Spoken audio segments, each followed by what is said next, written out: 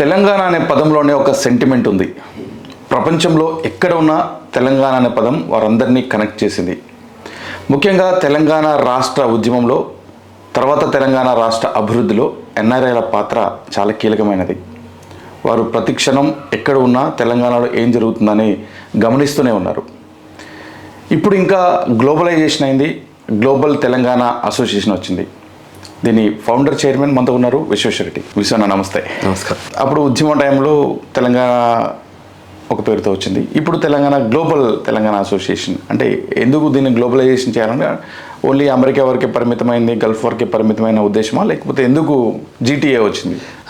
యూజువల్గా ఏంటంటే first of all I want to thank you to స్వేచ్ఛ టీవీ ప్రేక్షకులందరికీ మాకు అవకాశం ఇచ్చి గ్లోబల్ తెలంగాణ గురించి, ప్రపంచవ్యాప్త ఎన్ఆర్ఐల గురించి షేర్ చేసుకునే అవకాశం ఇచ్చినందుకు ధన్యవాదాలు. Thank you. So global Telangana association అనేది ప్రపంచవ్యాప్తంగా ఉన్న తెలంగాణ ఎన్ఆర్ఐస్కి ఒక వేదిక. ఒకప్పుడు తెలంగాణ ఎన్ఆర్ఐస్ కొన్ని కంట్రీస్ వరకే, అంటే Tier 1 కంట్రీస్ అంటారు, అమెరికా, ఆస్ట్రేలియా, న్యూజిలాండ్, సింగపూర్ అనే కంట్రీస్ వరకే వెళ్ళేవాళ్ళు. ఇప్పుడు బియాండ్ Tier 1, Tier 2, Tier 3 కంట్రీస్లో కూడా ఎన్ఆర్ఐస్ వెళ్ళిపోయారు. విద్యా రూపకంగా కానీ, వైద్య రూపకంగా కానీ, ఆరోగ్య సెక్టర్స్ అంటే రకరకాల సెక్టర్స్ని చూశారు. తర్వాత ఎంప్లాయ్మెంట్ ఆపర్చునిటీస్ వచ్చాయి, తర్వాత బిజినెస్ ఆపర్చునిటీస్ వచ్చాయి, తర్వాత ఇన్వెస్ట్మెంట్ ఆపర్చునిటీస్ వచ్చాయి, తర్వాత ఈ మధ్య ఫార్మింగ్ కూడా చేస్తున్నారు చాలామంది ఎన్ఆర్ఐస్ వెళ్ళిపోయి. తర్వాత మినరల్ ఎక్స్ప్లోరేషన్ చేస్తారు, మైనింగ్లో వెళ్తున్నారు, ప్రింటింగ్లో వెళ్తున్నారు. సో వెళ్తున్న చాలామంది ఎన్ఆర్ఐస్కి అమెరికా వేదికగా ఉండొచ్చు, ఆస్ట్రేలియా వేదిక ఉండొచ్చు, యూకే అంటే యూరోప్లో ఉండొచ్చు. కానీ బియాండ్ దట్ కంట్రీలో ఉన్న ఎన్ఆర్ఐలకు ఒక ప్లాట్ఫామ్ ఇప్పటి వరకు లేదు. ఇదే మొట్టమొదటి తొలి అంతర్జాతీయ సంస్థ. అంటే రాష్ట్రీయ సంస్థలుగా ఉన్నాయి, జాతీయ సంస్థలుగా ఉన్నాయి, కానీ అంతర్జాతీయ సంస్థ ఇప్పటివరకు నిర్మాణం జరగలేదు. సో గ్లోబల్ తెలంగాణ అసోసియేషన్ అనేది ప్రపంచవ్యాప్తంగా ఉన్న మొట్టమొదటి అంతర్జాతీయ తెలంగాణ సంస్థ. ప్రపంచవ్యాప్తంగా ఉన్న తెలంగాణ ఎన్ఆర్ఐస్కి ఇది ఒక వేదిక. దీని రూపకంగా అందరం కూడా తెలంగాణలో అభివృద్ధిలో భాగస్వామ్యం కావాలి. తెలంగాణ రాష్ట్ర సాధన కోసం ఎట్లయితే తపన చెందామో, తెలంగాణ రాష్ట్రం రావాలని కోరుకున్నామో అందరూ ఎవరైతే ఆ ఫలాలను, అంటే తెలంగాణ రాష్ట్రం కోసం ఆశించి దానికోసం ప్రయత్నాలు చేసి దానికోసం ఎఫర్ట్స్, ఇక మేము మలిదశ ఉద్యమ కాలంలో మేము అందులో భాగస్వామ్యం అయ్యాం కాబట్టి చాలామంది తెలంగాణ ఎన్ఆర్ఐస్ ప్రపంచవ్యాప్తంగా ఉన్న వాళ్ళు కూడా తెలంగాణ రాష్ట్రం వచ్చేసింది, వచ్చిన రాష్ట్రాన్ని మళ్ళీ తీర్చిదిద్దే బాధ్యత కూడా మా బాధ్యతనే అనుకొని తెలంగాణ అభివృద్ధిలో మన భాగస్వామ్యం ఎలా ఉండబోతుంది, తెలంగాణ ఇంటెలెక్చువల్ థింక్ ట్యాంక్లో మన పాత్ర ఎలా ఉండబోతుందో దాని మీదనే ఈ గ్లోబల్ తెలంగాణ అసోసియేషన్ అనేది ముందుకొచ్చింది. ప్రపంచవ్యాప్తంగా ఎన్ఆర్ఐస్కి హెల్ప్ చేస్తుంది, అదేవిధంగా తెలంగాణ రాష్ట్రంలో ఉన్న తెలంగాణ ప్రజలకు కూడా ఇది ఒక వేదిక కాబోతుంది. 33 జిల్లాల పర్యంతం ప్రతి జిల్లాలో కూడా తెలంగాణ ఎన్ఆర్ఐ పేరెంట్స్ కూడా ఉన్నారు ఇప్పుడు. ఎందుకంటే ఒకప్పుడు హైదరాబాద్ వరకు, వరంగల్ వరకు, కరీంనగర్ వరకు ఉన్న ఎన్ఆర్ఐస్ ఇవాళ చాలా గ్రామీణ ప్రాంతాల్లో కూడా సకల జనులు, సబ్బండ వర్గాల నుంచి కూడా చాలామంది తెలంగాణ ఎన్ఆర్ఐస్ ప్రపంచ వేదికగా అన్ని దేశాలకు వెళ్ళిపోయారు. అన్ని దేశాల్లో కూడా ఏదో ఒక ఆపర్చునిటీ తీసుకొని పనిచేస్తున్నారు. వాళ్ళందరికీ కూడా ఒక ప్రత్యేకమైన వేదిక ఉండాలనే ఉద్దేశంతో దీన్ని నిర్మాణం చేయడం జరిగింది. ఇది గత 2 సంవత్సరాల నుంచి కూడా చాలా గొప్పగా నిర్మాణం జరుగుతుంది. ఒక 53 దేశాలకు ఇది గ్లోబల్ తెలంగాణ అసోసియేషన్ ఇవాళ వెళ్ళింది. విషయంలో జీటీఏ గురించి మాట్లాడదాం. అందుకంటే ముందు మీ ఉద్యమ అనుభవాలని ఒక్కసారి నెమరు వేసుకుందాం. 1999 నుంచి పూర్తిగా మీరు ఇన్వాల్వ్ అయి ఉన్నారనుకుంటాను. తెలంగాణ ఉద్యమం ఏదైతే మీరు అనుకున్నారో, ఆకాంక్షలు, మీ ఎక్స్పీరియన్స్, అప్పుడున్నటువంటి మీ స్వీయ అనుభవం, తర్వాత రాష్ట్రం వచ్చిన తర్వాత మీరు అనుకున్నది నెరవేరినాయా లేదా, 2 అంశాల గురించి మీరు ఏం చెప్తారు? తెలంగాణ ఉద్యమం టైంలో తెలంగాణ పాదం పలకాలంటే చాలా ఇబ్బందికరంగా ఉండేది ఎన్ఆర్ఐస్లలో కూడా. ప్రపంచవ్యాప్తంగా అనేది ఇక్కడ కూడా తెలంగాణ ఉద్యమంలో, ప్రతి మలిదశ ఉద్యమంలో బీజాలు నాటినప్పటి నుండి కూడా మేము భాగస్వామ్యం అయ్యాం. తెలంగాణ ఎందుకు రావాలి, తెలంగాణ రావడం వల్ల తెలంగాణ ప్రజలకు ఏ రకంగా ఉపయోగం అవుతుంది, తెలంగాణ అంటే చిన్న రాష్ట్రాలుగా తెలంగాణ అభివృద్ధి ఎలా మనం ముందుకెళ్తామన్న దాని మీద మేము అమెరికాకు వచ్చిన మేడం గాంధీ గారికి కానీ, వాయల రవి గారికి కానీ, తర్వాత ఎవరైతే ఇక్కడి నుంచి రిప్రజెంట్ ప్రణబ్ ముఖర్జీ గారు వచ్చినా కూడా మేము వాళ్ళకి మెమోరాండం ఇచ్చేవాళ్ళం. ఎందుకు తెలంగాణ రాష్ట్రం కావాలి, వాళ్ళు కూడా చాలా గౌరవించటం. ఎందుకంటే వీళ్ళు ఎన్ఆర్ఐ ఇంత దూరం 7 సముద్రాలు దాటిన ఉన్న ఎన్ఆర్ఐస్ కూడా తెలంగాణ రాష్ట్రం కావాలని కోరుకుంటున్నది. ఆ మోటివేషన్ కోసం, వాళ్ళకి ఆ స్పిరిట్ క్రియేట్ చేయాలనే ఉద్దేశంతో ఇక్కడ ఏం జరుగుతుందో, తెలంగాణ రాష్ట్రంలో ఏ రకంగా మనం నిధులు, నీళ్లు, నియామకాల ఉద్యమం ఏ రకంగా చేసుకున్నాం, అవి ఎందుకు మనం మిస్ అయ్యాం, తర్వాత మనకు తెలంగాణ రాష్ట్రం ఆవిర్భావం ఎట్లా జరిగింది, అంటే ఆంధ్రప్రదేశ్ రాష్ట్రం, హైదరాబాద్ స్టేట్ టు ఆంధ్రప్రదేశ్ ఆవిర్భావం వరకు, అంటే 1948 సెప్టెంబర్ సైనిక చర్య నుంచి 1956 ఆంధ్రప్రదేశ్ జాయినింగ్ వరకు కూడా నవంబర్ 1 వరకు కూడా జరిగిన చరిత్ర కూడా తెలిసిన వాళ్ళం కాబట్టి ఎందుకు మనకు రాష్ట్రం రావాలన్న దాని మీద బాగా తపన చెందినాం, బాగా ఉద్యమమే చేసినాం. అక్కడి నుంచి కూడా ఇక్కడికి వచ్చి అన్ని జిల్లాలకు వెళ్ళి తెలంగాణ ఎందుకు కావాలి అనేది కూడా హై స్కూళ్ళల్లో బుక్కులు, వలసవాదుల పాలనలో తెలంగాణ అనే ఒక బుక్ కూడా పబ్లిష్ చేసి అందరికీ డిస్ట్రిబ్యూట్ చేసాం. అంటే కార్యోన్ముఖులు ఉద్యమం వైపు డైరెక్షనల్గా మేము హెల్ప్ చేసాం, ఒక రీఏజెంట్గా పనిచేసినాం. అంటే అన్ని సెక్టర్లో, ఒక సెక్టర్ అనే కాదు, అప్పుడు ఈ సెక్టర్లలో మనకి నిధులు ఎందుకు రాలేదు, నియామకాలు ఎందుకు జరగలేదు, వాటర్ ఎక్కడ రిసోర్సెస్ ఇష్యూస్ ఉన్నాయి, ప్రాజెక్ట్స్ వాటర్ ప్రాజెక్ట్స్ ఎక్కడ మిస్ అయినాం, అన్ని రకాలుగా. అంటే ఇది రెండు పక్కన గోదావరి కృష్ణ నదులు మన పక్క నుంచి వెళ్ళుకుంటూ కూడా మన సారవంతమైన భూమి ఎందుకు జరగలేకపోయింది, ఎందుకంటే ఆ పీఠభూమి ఇష్యూస్ ఎట్లున్నాయి అన్నీ కూడా మేము ప్రజెంట్ చేసాం. ఇంక్లూడింగ్ శ్రీకృష్ణ కమిషన్ కూడా మేము ఎన్ఆర్ఐలుగా మేము ఒక మెమోరాండం ఇచ్చాం. అప్పుడు అందరం కమిటీగా ఏర్పాటు చేసాం. తర్వాత సకల జనుల సమ్మె, రకరకాల సాగరహారం అయింది, మిలియన్ మార్చ్ అయింది, ఇందులో కూడా ఎన్ఆర్ఐలుగా మేము భాగస్వామ్యం అయ్యాం. అక్కడి నుంచి వచ్చి ఉద్యమం టైంలోనైతే ప్రతి ఉద్యమం ఇక్కడ ఉస్మానియా యూనివర్సిటీ వేదిక కానీ, కాకతీయ యూనివర్సిటీ వేదిక కానీ ఉద్యమం ఎప్పుడు ఉవ్వెత్తున ఎగిసినా కూడా మేము అందులో భాగస్వామ్యమే. వాళ్ళని మనం ఆలింగనం చేసుకొని వాళ్ళతో కనెక్ట్ అయ్యి ముందుకెళ్ళాం. సో మేము విద్యార్థులుగా కనెక్ట్ అయిపోయినాం. తర్వాత ఇక్కడ బిజినెస్ ఓనర్స్తో కూడా చెప్పాము, తర్వాత ప్రజలకు కూడా చెప్పాము. తెలంగాణ ప్రజలు కూడా అంత తొందరగా మూవ్ కాలేదు, స్లోగా ఎమర్జ్ అవ్వకుంటూ వచ్చారు. మనకు స్టెప్ బై స్టెప్ వచ్చారు కదా. ఇటు 2000 నుంచి మొదలు పెడితే 2009 వచ్చింది. 9 నుంచి మళ్ళీ 14 వరకు ఒక టైప్ ఆఫ్ ఉద్యమం జరిగింది. 2000 to 2009 వరకు ఒక టైప్ అయితే 2009 తర్వాత ఎప్పుడైతే డిసెంబర్ మనకి చిదంబరం గారు ఒక స్టేట్మెంట్ ఇచ్చారు, అప్పటి నుంచి మనకు నెక్స్ట్ డే జరిగిన కార్యక్రమాలతో కొందరు అరే ఎందుకు వెనుకకి వెళ్ళారు అన్న దాని మీద కూడా చర్చ బాగా జరిగింది. సో అందులో భాగంలో తెలంగాణ ఉద్యమం కోసం కష్టపడ్డాం. ఢిల్లీకి కూడా వెళ్ళాం. ఢిల్లీలో కూడా తెలంగాణ బిల్ పాస్ కాకంటే ముందు ఒక 15 రోజులు అక్కడే ఉండి తెలంగాణ ఉద్యమం ఇంపార్టెన్స్, తర్వాత తెలంగాణ ఎందుకు వస్తే బాగుంటుందని చెప్పడం, తర్వాత ప్రతి పొలిటికల్ పార్టీకి ఢిల్లీలో తిరగడం, వాళ్ళందరినీ కన్విన్స్ చేయడం, వాళ్ళ ఓటును, ఎందుకంటే అప్పుడు పార్లమెంటు వేదికగా బిల్ పాస్ కావాలి కదా. సో అందులో కూడా మేము వెళ్ళి భాగస్వామ్యం అయ్యాం. అంటే మీరు ఎందుకు మాకు సపోర్ట్ చేయాలి, సపోర్ట్ చేయడం వల్ల ఇది ఏ రకంగా మాకు బిల్ పాస్ అవుతుంది. దాదాపు ప్రతి అంశంలో మీరు అంటే ఇది మిస్ అయింది అనేది ఏం లేదు. ప్రతి రకంగా అంటే నిర్మాణాత్మకంగా, సహభాగాత్మకంగా, ఆందోళనాత్మకంగా ఇలా కూడా భాగస్వామ్యం అయ్యాం. అంటే ఇది వదలలేదు. ఇక్కడ ఉన్న వాళ్ళు ఏ రకంగా ఉద్యమం చేశారో అది కూడా ప్రపంచవ్యాప్తంగా ఉన్న ఎన్ఆర్ఐస్ కూడా పాపం అందరూ ఈ దేశం ఆ దేశం అనేది ప్రతి దేశం వాళ్ళు భాగస్వామ్యం. ప్రతి ఒక్క తెలంగాణ ఎన్ఆర్ఐ కూడా తెలంగాణ రాష్ట్రం రావాలని కోరుకున్నారు. దానికోసం వాళ్ళ ఇతోధికంగా సేవ చేశారు. వాళ్ళ సమయం కూడా ఇచ్చారు, వాళ్ళ ఫైనాన్సెస్ ఇచ్చారు, భాగస్వామ్యం అయ్యారు. అయితే ఇక్కడ రాజకీయ నాయకులతో పోరాటం జరిగింది. ఆంధ్ర ప్రాంతానికి సంబంధించిన తెలుగు రాజకీయ నాయకులతో. అంటే ఇక్కడేమో ఆంధ్ర తెలంగాణ అనే 2 రిఫరెన్సెస్ ఉంటాయి. అక్కడ పోయిన తర్వాత మీరంతా తెలుగు వారుగా ఉండేవారు, అందరు కలిసి ఉండేవారు. మరి అట్లా మీ మధ్యలో ఎలాంటి విభేదాలు కానీ మాట్లాడుకోవడం కానీ ఏమైనా వచ్చాయా? అసలు వచ్చాయి, చాలా వచ్చాయి. యాక్చువల్గా అందరము తెలుగు వాళ్ళగా ఉండేవాళ్ళము, అందరం టుగెదర్గా. సో మనము తెలంగాణ నుంచి పాపులేషన్ స్లోగా పెరగడంతో ఏం చేసాం, మనం బతుకమ్మ కావాలని అడిగాం. అంటే బతుకమ్మ ఈవెంట్లు, అంటే ఒక నాన్ ప్రాఫిట్ ఆర్గనైజేషన్ ఏం చేస్తుంది అంటే 2-3 ఈవెంట్లు చేస్తుంది. ఒకటి ఉగాది ఈవెంట్, ఒకటి సంక్రాంతి ఈవెంట్, ఒకటి దివాళీ ఈవెంట్, తర్వాత యాన్యువల్గా ఒక పిక్నిక్ లాంటివి చేస్తుంటే any non profit organisation in anywhere in the world. So ఎప్పుడైతే తెలంగాణ సమాజం పెరుగుకుంటూ వచ్చిందో అప్పుడు బతుకమ్మ ఈవెంట్ పెట్టాలని అడిగాం. అప్పుడు దానికి విభేదించారు కొన్ని సంఘాలు. ఎందుకంటే మళ్ళీ తెలంగాణ అంటే కొట్లాటలు అయితే, గొడవలు అయితే, అదే చెప్పారు. తెలంగాణ పదం కూడా పలకలేదు చాలామంది. ఎందుకంటే ఆఫీస్లో కొలీగ్స్ ఉంటారు, వేరే దేశంలో వచ్చినాము, ఇక్కడ మనం ఇబ్బంది పడడం ఎందుకు అని చాలామంది. ఆ టైంలోనే మేము దాన్ని ఎత్తుకున్నాం.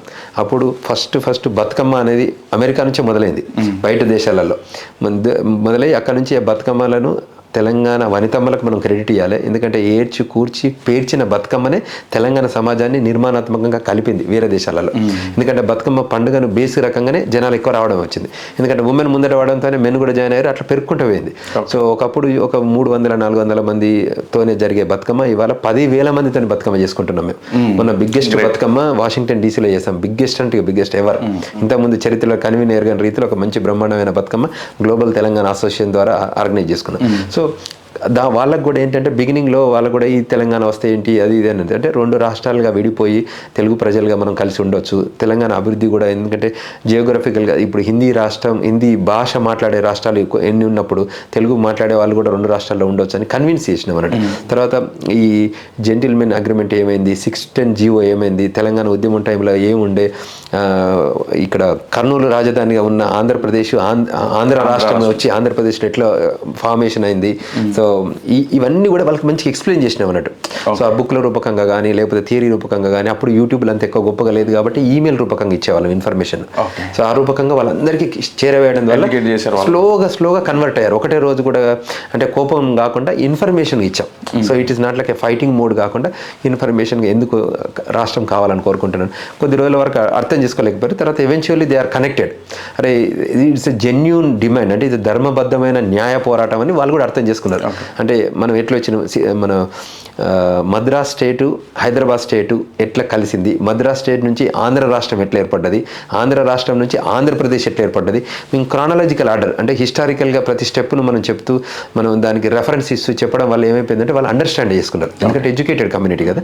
సో ఎవెన్చువల్గా కనెక్ట్ అయ్యాం. ముందర ఉన్నంత కొద్దిగా భావస్వేచ్ఛ తక్కువ ఉండేది, తర్వాత స్లోగా కనెక్ట్ అయ్యారు. అదే చెప్పాం 2009 వరకు కూడా ఇబ్బందులు ఉండేది. బట్ స్లోగా మేమే తెలంగాణ బతుకమ్మను మొదలుపెట్టాం, మనం వేదికగా చేసాం. ఇట్ కంటిన్యూ అయింది. సో అక్కడ రూపకంగా కూడా బాగా స్ప్రెడ్ అయింది ఉద్యమం ఉంటూ. తర్వాత ఇక్కడ జరుగుతున్న ప్రతి సంఘటన కూడా అక్కడ స్పందించాం. ఇక్కడ స్పందన ఉంటే ప్రతిస్పందన అక్కడ ఉండేది.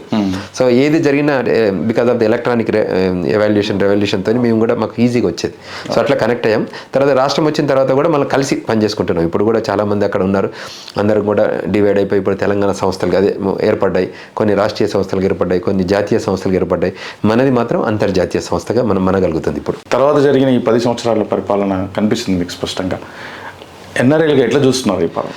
యాక్చువల్గా మనం ఆశించిన తెలంగాణ అంటే ఊహించిన తెలంగాణలో ఈ గత 9 సంవత్సరాల్లో ఊహించినంత అభివృద్ధి జరగలేదు. తర్వాత డైరెక్షన్ కూడా మనల్ని ఇన్వాల్వ్ చేయలేదు. ఎందుకైతే సకల జనులు సబ్బండ వర్గాలు సామాజిక చింతనతో చేసిందే తెలంగాణ ఉద్యమం. అందులో అన్ని రకాల మంది రోడ్ల మీదకి వచ్చారు. మానవహారాలు చేశారు, సాగరహారాలు చేశారు, తర్వాత మిలియన్ మార్చులు చేశారు. ఇవన్నీ చేసిన ఇన్వాల్వ్మెంట్ అయిన జనాల్ని జేఏసీగా ఏర్పడి తెలంగాణ ఉద్యమానికి కార్యోన్ముఖులై తెలంగాణ రాష్ట్ర సాధనకి ఎట్లయితే కష్టపడ్డారో, తెలంగాణ వచ్చిన తర్వాత ఇది అందరి తెలంగాణ, ఇది కొందరి తెలంగాణ కాదు. కొందరి తెలంగాణ లాగా వాళ్ళు నిర్మాణం చేసి ఇది నా వల్ల వచ్చింది, నేను చేస్తూ వచ్చిందన్న ఆ అభిప్రాయంతో రాష్ట్రం పరిపాలన జరిగింది. ఫస్ట్ 5 సంవత్సరాలు ఇది ఒక రకమైన ఆలోచన విధానం ఉండే, నెక్స్ట్ 5 years ఇంకో రకమైన ఆలోచన విధానం. అది ప్రజలు వెల్కమ్ చెప్పలేదు. ఆ వెల్కమ్ చెప్పలేనందువల్లనే వాళ్ళ ప్రభుత్వం మారాల్సి వచ్చింది. అదర్వైజ్ అది మంచిగా ఉండి అది ప్రజల ప్రభుత్వం లాగా తీర్చిదిద్దితే తప్పకుండా ఇది ఇష్యూ ఉండేది. ఇక్కడ ప్రజలు ఓకే, మీరు ఎలా చూస్తున్నారు? మేము చాలా అప్సెట్ అయ్యాం. It's totally upset.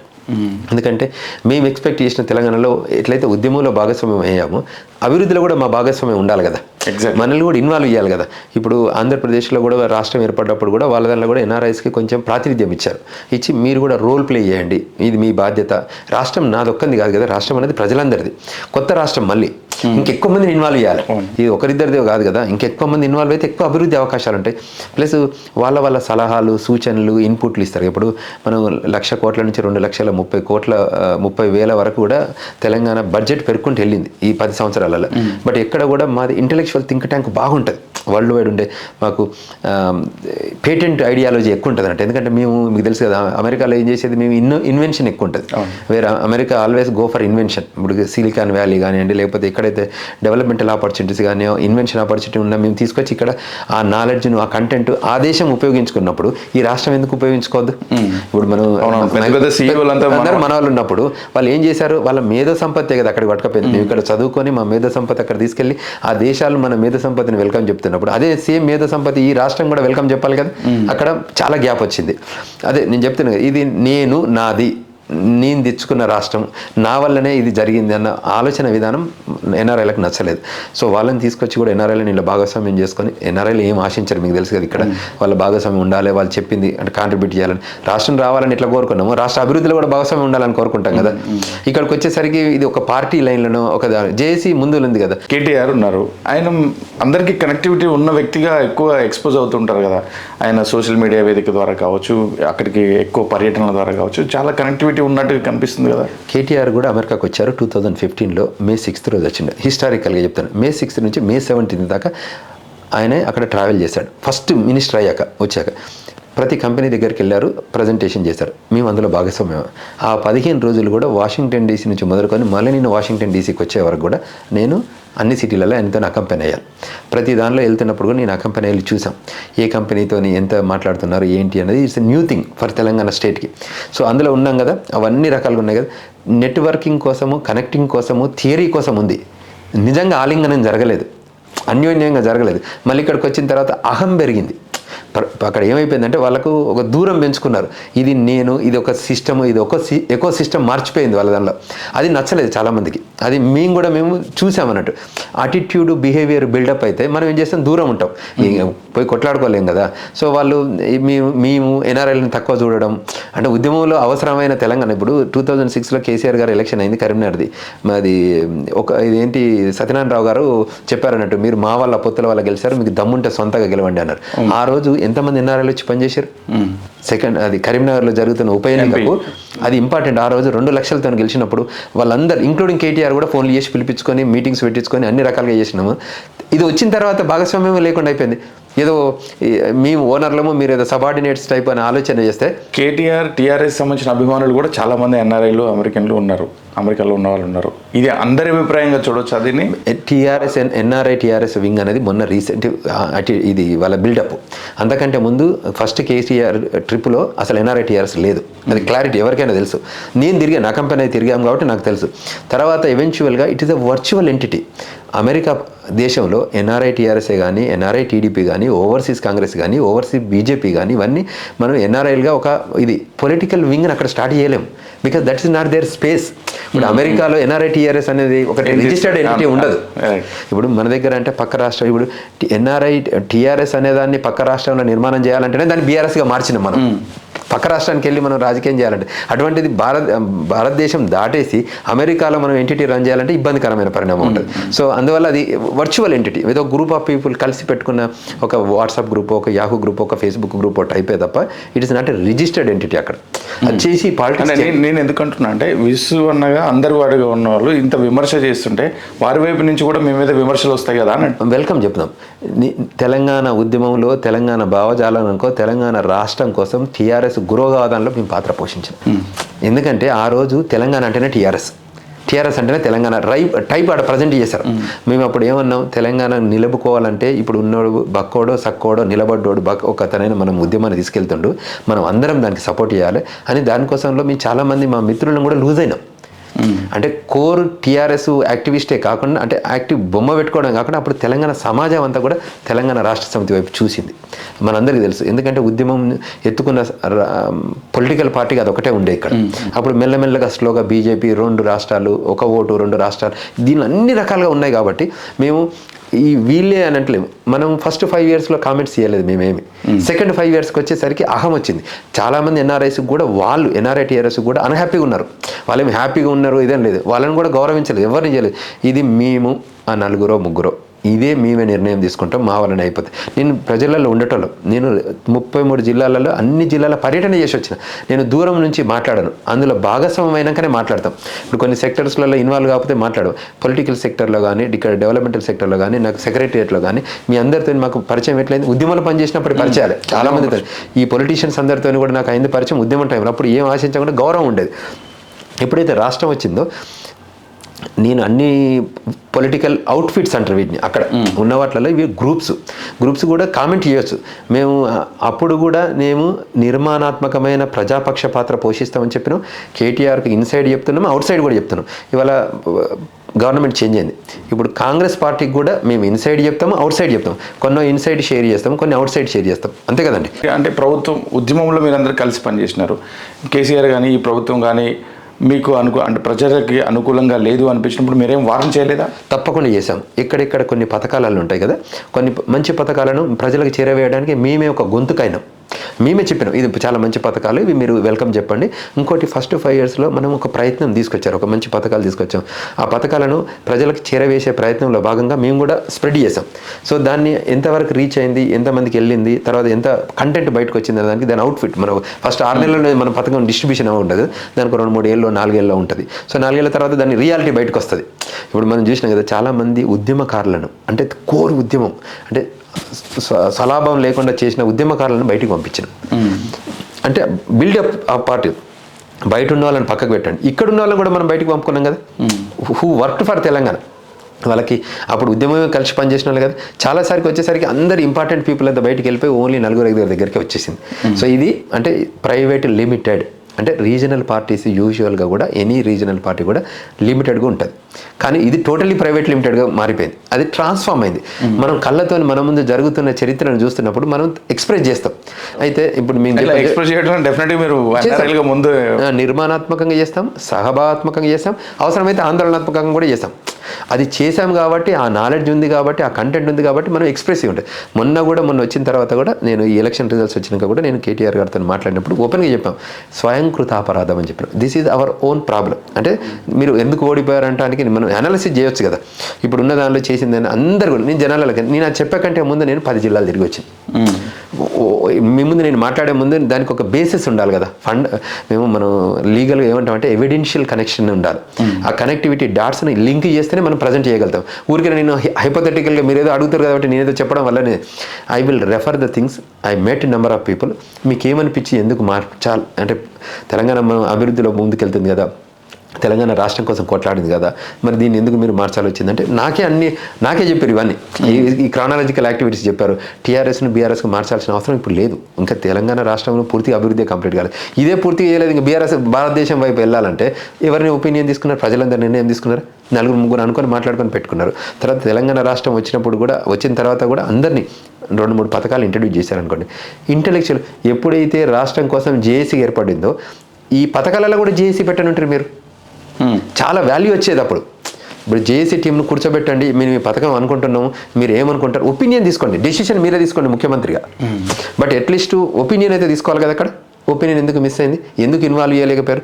వాళ్ళు డెసిషన్ మీ దగ్గర ఉంది, ప్రభుత్వం మీ చేతిలో ఉంది, కానీ అట్లీస్ట్ వినండి. మీరు ఒక కమిటీ వేయండి, అన్ని పార్టీలు వేసి మీరు చెప్పండి.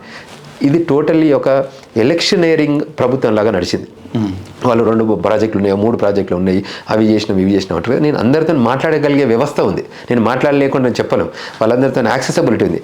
ఎట్లయితే ఉద్యమాల టైంలో కలిసి పని చేసినామో ఇప్పుడు కూడా మేము చెప్పాలని అనుకున్నాం, చెప్పినాం. చెవులకు ఎక్కితే బాగుంటుంది, ఎక్కకపోతే మనం ఏం చేయలేం కదా. ఎక్కలేదంటారు అంతే. అది ఎక్కలేకుండా దాని అవుట్పుటే ఫలితమే అనిపిస్తుంది. ఇప్పుడు మీరు రాజకీయ నాయకులుగా విమర్శిస్తున్నారంటే మీరేమంటారు? లేదు, రాజకీయ నాయకులు అంటే ఇది విన్న వాళ్ళు కామెంట్ చేసిన వాళ్ళు ఉంటారు. చాలా బాగుంటుంది. నేను కండు వేసుకున్నప్పుడు మీరు అనండి. నేను ఈ రోజు వరకు కూడా ఏ పొలిటికల్ పార్టీ కండు వేసుకుని కూడా తిరగట్లేదు. ఈ రోజు కూడా మేము నిర్మాణాత్మకంగా ప్రజాపక్ష పాత్ర పోషించే సంస్థ నిర్మాణం చేస్తున్నాం. ప్రజల కోసం, ప్రపంచవ్యాప్తంగా ఉన్న ఎన్ఆర్ఐస్ కోసం వేదిక ఉండాలని కోరుకుంటున్నాం. ఇవాళ గ్రామీణ ప్రాంతాల నుంచి వచ్చిన ఎన్ఆర్ఐస్ వివిధ దేశాలలో ఇబ్బందులు ఎదుర్కొంటే వాళ్ళకి సేవ చేయడానికి ఇష్టపడుతున్నాను. పాలిటికల్గా ఉండేది నేను ఒక పొలిటికల్ పార్టీలో జాయిన్ అయిపోయి నేను దాని వైపు నుంచి మాట్లాడవచ్చు. నేను మీ అందరికీ తెలుసు కదా, నేను ఇంకే పాలిటిక్స్ అనేది పబ్లిక్లో చేసే వ్యవస్థ, బిజినెస్ అనేది ప్రైవేట్ చేసుకుంటాను. అంటే బిజినెస్ అనేది చెప్పరు కొన్ని విషయం. ఇప్పుడు మీకు నేను పాలిటిక్స్లో ఉన్నప్పుడు you have every right to ask about me. నేను బిజినెస్ చేసుకున్నాను అనుకోండి, నేను చెప్పాల్సిన అవసరం లేదు. ప్రజా జీవితంలో ఇంకా నేను రాలేదు. నేను అంటే ఒక పొలిటికల్ పార్టీ వైపు రాలేదు, సేవ కోసం వచ్చాం. మేము సేవ అనేది ఇవాళ కాదు, నాకు సేవ అనే ఆలోచన విధానము, సేవ తత్పరత అనేది ఇవాళ మొదటి నుంచి రాలేదు. ఉద్యమం టైం నుంచి, ఉద్యమం కంటే ముందు నుంచి కూడా నేను విద్యా విభాగంలో పనిచేసిన, విద్యార్థుల సమస్యల కోసం పోరాడడం, విద్యార్థుల కోసం కొట్లాడిన నేను. అంటే ఈ విద్యారంగ సమస్యలు ఉంటాయి కదా, అది మీరు ఎక్స్ప్లెయిన్ చేయాల్సిన అవసరం లేదు. బ్రాండ్ అయిపోయాను. అంటే నేను నిజంగా నేను ఓఎఫ్ బీజేపీలో పని అంటే నేను కండు వేసుకొని తిరగలేదు. అప్పుడు నేను టీఆర్ఎస్ తిట్టినారు, ఆయన బీజేపీ వ్యక్తి అంటారు. నేను కాంగ్రెస్ కండు వేసుకొని తిరగలేదు. మేము ఈక్వల్ డిస్టెన్స్లో అన్ని రాజకీయ పార్టీలు ఉంచాము, అన్నింటినీ క్వశ్చన్ చేసాం. నాకు రేవంత్ రెడ్డి గారితో మంచి ఫ్రెండ్షిప్ ఉంది, నాకు ఈటల రాజేందర్ గారితో ఉంది, అట్లా అన్ని అంటే బీజేపీలో సంజయ్ గారితో ఉంది. అంటే నేను ఈ పొలిటికల్ హెడ్లతో మేము కలిసి పనిచేసినాం. నేను సంజయ్ గారు కాలేజ్ డేస్ నుంచి ఫ్రెండ్, నాట్ టుడే. నేను విద్యార్థి పరిషత్లో పనిచేసి తిరుగుతుంది, ఇదంతా హిస్టరీ. సో అంటే ఉద్యమాలు చేసినప్పుడు కూడా అందరితో కలిసినాం. కాంగ్రెస్ పార్టీ వాళ్ళని కూడా అప్పుడు రిక్వెస్ట్ చేసినాం. బీజేపీని కూడా 2 రాష్ట్రాలు, ఒక ఓటు 2 రాష్ట్రాలు అన్న మీరు అన్న దానిలో కూడా క్వశ్చన్ చేసినాం మేము. మీరు ఈ ఉద్యమం ఇది తెలంగాణ ప్రజలకు కావాలనుకుంటున్న ఆకాంక్ష, వాళ్ళ ఆకాంక్ష మీరు చూడకండి, మీరు అడ్డుపడకండి. రాష్ట్రం వచ్చిన తర్వాత ఇవాళ చెప్తాను కదా, ఇవాళ మొన్నటి వరకు టీఆర్ఎస్ ప్రభుత్వం ఉంది, ఇవాళ కాంగ్రెస్ ప్రభుత్వం ఉంది, రేపు బీజేపీ ప్రభుత్వం రావచ్చు. ప్రజలు ఏదైతే నిర్ణయిస్తారో, ప్రజలు ఏదైతే కావాలని కోరుకుంటారో అదే రియాలిటీ అవుతుంది. ఎన్ఆర్ఐగా మా పాత్ర మేము ఎడ్యుకేట్ చేయగలుగుతాం, గైడ్ చేయగలుగుతాం, ఎన్లైటన్ చేయగలుగుతాం, వాళ్ళని ఎక్స్ప్లోర్ వ్యూస్ చేయగలుగుతాం. సో పొలిటికల్గా మనం ఏంటంటే షేర్ చేస్తాం. ఇప్పుడు మంచిని లోపల చెప్పాలంటే, అంటే చెడును లోపల చెప్పాలి, మంచిని 10 మంది ముందు చెప్పాలి. సో మనం ఇప్పుడు ఏంటంటే తెలంగాణ ప్రజానికంగా మనం ఎక్స్ప్రెస్ చేయలేము అనుకోండి. ఉద్యమం అంటేనే ఒక ధిక్కార స్వరం. సో అటువంటి స్వరాన్ని ఉన్న వాళ్ళం మనం పాజిటివ్గా చెప్తున్నాం. మేము దీన్ని పొలిటికల్ వింగ్లుగా మాట్లాడితే మరి వెల్కమ్ చెప్పరు. ఒక మాటలో మొత్తంగా ఉద్యమకాలంలో కేసీఆర్ని చూశారు, టీఆర్ఎస్ని చూశారు, మిగతా నాయకులందరినీ చూశారు, పరిపాలించిన నాయకులు కూడా చూశారు. ఒక మాటలో ఈ పార్టీ నాయకుల గురించి కానీ పార్టీ గురించి చెప్పాలంటే ఏమంటారు? పార్టీ లైన్లో ఒకటి ఉంటుంది, ప్రజల రూపకంగా ఒకటి ఉంటుంది, నాయకత్వంలో ఒకటి ఉంటుంది. వాళ్ళకు కొన్ని గ్యాప్స్ ఉన్నాయి, నాయకత్వ లోపం ఉంది. ఎందుకంటే తెలంగాణ రాష్ట్రంలో ఒక ఫ్యామిలీకి సంబంధించిన నలుగురే రాష్ట్రాన్ని వెళ్తామంటే అది ఒప్పుకోరు, వెల్కమ్ చెప్పరు. ఎందుకంటే చాలా ఇంటలెక్చువల్ థింక్ ట్యాంక్ ఉంది. సో వాళ్ళందరినీ కూడా ఇన్వాల్వ్ చేయాలి. సో అక్కడ ఉన్న లీడర్షిప్ అంటే అందులో ఉన్న పొలిటీషియన్స్ ఉంటారు కదా, ఎవరైతే మినిస్టర్లే వాళ్ళు అన్హ్యాపీగా ఉన్నారు. అది ఓపెన్గా ఎక్స్ప్రెస్ చేస్తున్నారు. ఎందుకంటే ఓటమి కంటే ముందు వాళ్ళు ఏం మాట్లాడలేకపోయారు, ఓటమి వచ్చిన తర్వాత ఓపెన్గా చెప్పుకుంటున్నారు. ఈ మాట అంటే కాంగ్రెస్ కుటుంబ పార్టీ కాదా, మిగతా పార్టీలు చాలా అన్ని పార్టీలు దేశంలో ఉన్న 10 పార్టీల పేరు చెప్పి ఇవన్నీ కూడా కుటుంబ పార్టీలే కదా అని ఆన్సర్ ఇచ్చిన సందర్భాలు చాలా ఉన్నాయి. పర్ఫెక్ట్ ఉన్నది. ఇప్పుడు రాహుల్ గాంధీ గారు కానీ, తర్వాత సోనియా గాంధీ గారు కానీ, రాజీవ్ గాంధీ గారి నుంచి అది ఫ్యామిలీ లాగా చూస్తున్నారు. ఇక్కడ కూడా ఇప్పుడు కేసీఆర్, కేటీఆర్, కవిత, హరీష్ రావు అదే ఒక ఫ్యామిలీగా చూస్తున్నారు. తర్వాత ఇప్పుడు అంటే బీజేపీలో కూడా కొన్ని డైవర్సిటీ ఉంది, అంటే కొన్ని హిస్టారికల్ పొలిటికల్ పార్టీలో ఉంది, అంటే వాళ్ళకి ఆపర్చునిటీ ఉంది. ఏంటి, ఇప్పుడు కాంగ్రెస్ పార్టీ ఉంది, కాంగ్రెస్ పార్టీలో మధ్యలో ఒక ప్రెసిడెంట్ అయినా మార్చి ఇంకొక వ్యక్తిని పెట్టారు. బీజేపీలోనైతే ఎవరికి టాలెంట్ ఉంటే వాళ్ళే ప్రెసిడెంట్గా ఉన్నారు. టీఆర్ఎస్లో కేసీఆర్ తర్వాత కేటీఆర్ ఉండాలి, కేటీఆర్ తర్వాత హిమాన్షో, కవితనో, హరీష్ రావు ఉండాలి, అంటే వాళ్ళ ఫ్యామిలీ. కొత్త నాయకుడిని ఒక ఈటల రాజేందర్ గారు టైపు, లేకపోతే అప్పుడు సీనియర్ లీడర్లు ఎవరు ఉన్నారో వాళ్ళకి ఎవరికి నాయకత్వం ఇవ్వలేదు. వర్కింగ్ ప్రెసిడెంట్ ఈటల రాజేందర్ గారికి ఇస్తే సరిపోతుండే కదా అప్పుడు ఆ టైంలో. అప్పుడు మేము డైవర్సిటీ అనుకునేటోళ్ళం, అంటే whatever you're talking it's diversity. There is no diversity. ఇప్పుడు ఫ్యామిలీ అంటే ఫ్యామిలీ అనే ఫక్తు కనబడుతుంది కదా. ఇప్పుడు ఆయన కంటే ఎక్కువ టాలెంట్ ఉన్న లీడర్ను కూర్చోబెట్టి కూడా ఆయనకు రాష్ట్ర అధ్యక్ష పదవి ఇచ్చారు. ఏ గ్రౌండ్ మీద కేటీఆర్కు మనం ప్రజలలో ఒపీనియన్ రావాలి కదా. మీరు ఏదైతే చెప్పారో వాటిన్నింటి ఫలితమే రిజల్ట్ కూడా వచ్చింది. అంటే వాళ్ళు కొత్త పార్టీ వచ్చింది, కొత్త అధికారంలోకి వచ్చింది. దీని నుంచి ఏమి ఎక్స్పెక్ట్ చేస్తున్నారు మీరు? ఒక 10 సంవత్సరాల పరిపాలన తర్వాత వచ్చిన పార్టీ. కరెక్ట్. ఏదైతే ఆ పార్టీ చేసిన మిస్టేక్స్, ఏదైతే ప్రజలు కోరుకుంటున్నారో దాని మీద మీరు ఫోకస్ చేయండి. ఏదైతే ఇప్పుడు మీరు ప్రగతి భవన్ కానివ్వండి, ఇవన్నిటి కూడా వాళ్ళు దూరం చేశారు ప్రజల్ని. సో వీళ్ళు ఓపెన్ అప్ చేశారు. నేను ఈ రాష్ట్రం వచ్చిన తర్వాత, ప్రమాణ స్వీకారం అయిన తర్వాత ఐ వాజ్ దేర్, నేను జనాలలో ఉన్నా, నేను ఆయన పక్కన కూర్చోలేదు, పైన స్టేజ్ మీద లేను. ప్రజలు ఏమనుకుంటారో అని ఆ రోజు ఎల్బీ స్టేడియం ప్రజలలో ఉన్నా. I want to listen, vibrations ఎట్లున్నాయి, నేను దూరంగా ప్రజలలో వింటూ ఉన్నా, వాళ్ళ థాట్ ప్రాసెస్ ఎట్లుంది, ఎమోషన్స్ ఎట్లున్నాయి.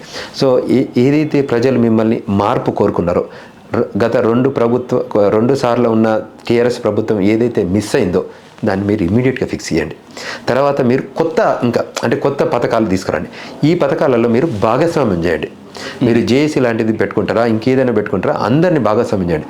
రాష్ట్ర ప్రభుత్వంలో అందరి భాగస్వామ్యం ఉండి వాళ్ళ ఆలోచనకు వేదికగా ఇది ఉండాలి. రేపు ఎగ్జిక్యూషన్ అప్పుడు తప్పు పట్టరు. ఇప్పుడు మన ఇద్దరం నిర్ణయం చేసుకొని మనం పథకాన్ని బయటకు రిలీజ్ చేస్తే ఏమైతే మీరు ఇద్దరు అనుకొని పెట్టేస్తే సరిపోద్దా అని అంటారు. వేరే మనం జేఏసీగా ఏర్పడో ప్రతిపక్షాలను కూడా తీసుకొని ఒపీనియన్ తీసుకోండి. విధానపరమైన నిర్ణయాలు ఏదైతే ప్రభుత్వమే తీసుకుంటుంది అది అందరికీ తెలుసు. ఒకప్పటి ఎర్ర బస్సులు తిరుగుతున్న తెలంగాణ కాదు, ఇది అలా ఏరు బస్సులో తిరుగుతున్న తెలంగాణ ప్రజానికం ఉన్న దానిలో మనం ఆ ఐడియాలజీ ఉండాలి. సో అందులో ఉన్నప్పుడు మనం ఆ కనెక్టివిటీ బిల్డ్ అవుతాం. సో ఇప్పుడు అట్లీస్ట్ వీళ్ళు ఓపెన్ చేశారు. నేను గమనించింది ఏంటంటే వాళ్ళ సెక్రటరియట్ ఓపెన్ అయింది.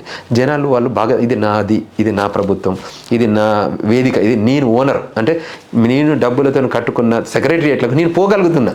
అసలు పోవడమే లేదు కదా, లోపలికి రావడమే లేదు కదా. అసలు ఆయన రావడం పక్కకు పెట్టు, ముఖ్యమంత్రి సెక్రటరియట్కి రాకపోతే అది అంతకన్నా వ్యవస్థ ఇంకేముంటుంది. రైట్. ఇప్పుడు మీరు అన్నట్టు ఓపెన్ చేశారు, చూద్దాం. ప్రపంచవ్యాప్తంగా ఇప్పుడు దావోస్ వెళ్ళారు, పెట్టుబడులు ఆహ్వానిస్తున్నారు. ఎన్ఆర్ఐలుగా మీ అభిప్రాయాలను కూడా ఆహ్వానిస్తారని అనుకుంటున్నాం. అక్కడ కూడా ఇన్వాల్వ్ అవుతున్నారు. అంటే ఇప్పుడు మొన్ననే ప్రభుత్వం వచ్చింది, మేము క్వశ్చన్ చేయడానికి ఇప్పుడు మేము హెల్ప్ చేస్తాం. ఒక 1-2 years హెల్ప్ చేస్తాం, అంటే సహకారం ఇస్తాం. వాళ్ళ దగ్గర గ్యాప్స్ ఉంటే ఇవి చేయండి అని చెప్తాం. 2 ఏళ్ళ తర్వాత రాకపోతే స్టార్ట్ చేస్తాం క్వశ్చన్. ఫస్ట్ మనం ఇప్పుడు డే 1 నుంచి వచ్చేసి ఇట్లా చేస్తావా అట్లా చేస్తావు అని అడగటం కదా. సెటిలింగ్ పీరియడ్ అంటారు కదా, ఇది సెటిలింగ్ పీరియడ్. వాళ్ళకి సీఎంఓలో కూడా ఇంకా అందరి ప్రాపర్గా ఇంకా కాలేదు, ఇండక్షన్ కాలేదు. అంటే టీం ఇప్పుడు ఏదైతే ఎగ్జిక్యూటివ్ టీం కూడా ఫుల్గా ఫార్మేషన్ కాలేదు. ఒక మంత్ అయింది. మనం ఒక ప్రభుత్వాన్ని ఒక మంత్లో డెఫినేషన్ ఇచ్చలేము.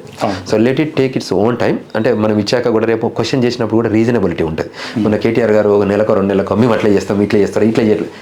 1-2 months ఉన్న ప్రభుత్వం ఏం చేస్తుంది? అది అంటే కొంచెం టైం ఇచ్చి let them make some mistakes. ఇప్పుడు చిన్నపిల్లలు బుడి నడిచేటప్పుడు పడతాడు, మళ్ళీ లేస్తాడు, మళ్ళీ పడతాడు. సో ఇక్కడ కూడా మనకు ఏమైనా ఇష్యూస్ ఉన్నప్పుడు మనం క్వశ్చన్ చేద్దాం, కొద్దిగా కన్సర్న్స్ ఉన్నప్పుడు సపోర్ట్ చేద్దాం. ఇప్పుడు వాళ్ళకి అందరికీ ఫుల్ నాలెడ్జ్ ఉంది, వాళ్ళు చేసే ప్రాసెస్ను కొద్దిగా వాళ్ళకి ప్రభుత్వంగా కొంచెం ఐడియాలజీ ఉంటుంది, వాళ్ళు ఒక నిర్ణయం తీసుకుంటారు.